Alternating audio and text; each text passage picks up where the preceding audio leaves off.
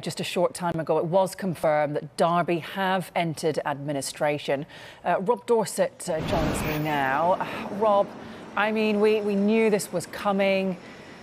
It's official. What do you make of what's happened? Well, Hayley, you're quite right. The big announcement, really, from a Derby County perspective, came on Friday night when we heard from the club, who'd registered their interest at Companies House and their intention to go into administration. Once that happened, once they told Companies House that they were going to file to go into administration, this was the inevitable end to the process. But it's more significant than ever, really, this news today, because this is the moment that Derby go into administration. This is the moment, now that they've appointed a joint administrator, and this is the point right now where they will automatically accrue that 12-point deduction because they are in breach of the EFL's rules once you go into administration. So, yeah, tough times for Derby County and its supporters.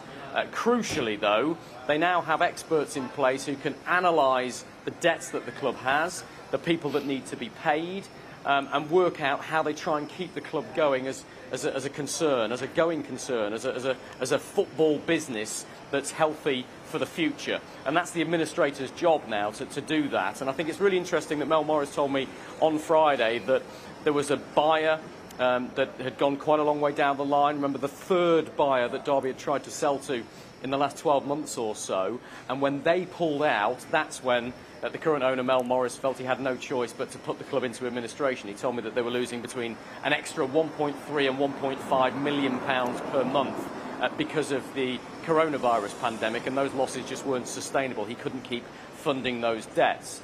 Interestingly, it'll now be those administrators who probably speak to the people that Mel Morris was speaking to, the people that were interested in buying the club, but you would suspect that the price is considerably lower now than it was a week ago. And so those talks that broke down could be resurrected. And I think from that perspective, the administrators will still have hope that Derby will be able to be sold to somebody that can have their best interests at heart, clear the debts, pay off the creditors, and move the club forward, albeit with a 12-point deduction. But of course, that's now down to the administrators to make that call rather than the current owner, or the owner up to this point, Mel Morris. It's obviously going to have a huge impact going forward.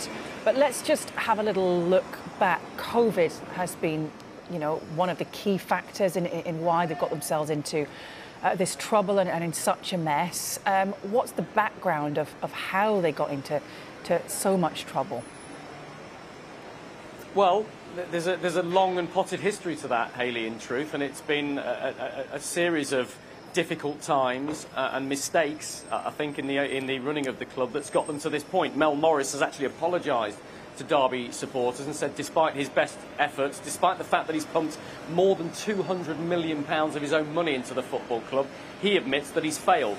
And the reality is for Derby County now that whilst they've got a fantastic training ground, a fantastic stadium, they will be playing their football almost certainly next season in League One. So having gambled to get into the Premier League, that gamble has failed, and it now looks like they're going to be left in League One.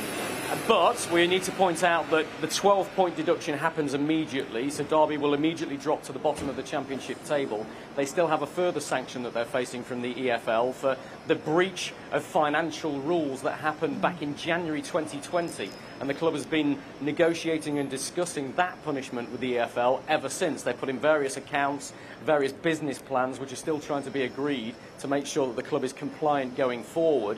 And that could lead, we understand, to another potential 9-point deduction. So when that is all said and done and agreed with the EFL, it could be that Derby are 21 points worse off than they are right now. And so, yeah, a really dark day for Derby County, the fact that they've facing this immediate 12-point deduction, and immediately they have to try and find a new buyer to take the club forward. But there's more pain to come, both in terms of the punishments that are going to come their way from the EFL, but also for the employees of the football club. And I think, we talk a lot about football, and of course that's what the fans focus on. There are an awful lot of employees at Derby County right now who don't know whether they're going to have a job going forward.